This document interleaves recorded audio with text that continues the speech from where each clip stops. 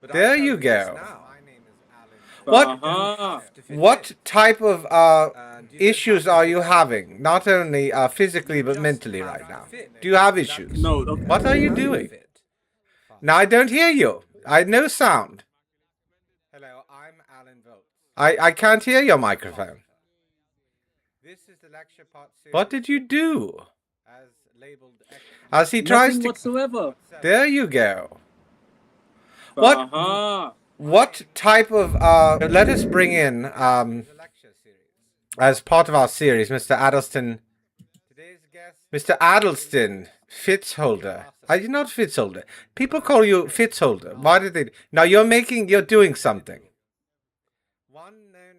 You're doing something. What are you doing? Doesn't talk about that too much. We will get to that. This is an in-depth interview and a discussion of ideals, of consequence, and of permutations that are part of those things that you don't want to talk about and those things that you do want to talk about. Sometimes they flip-flop.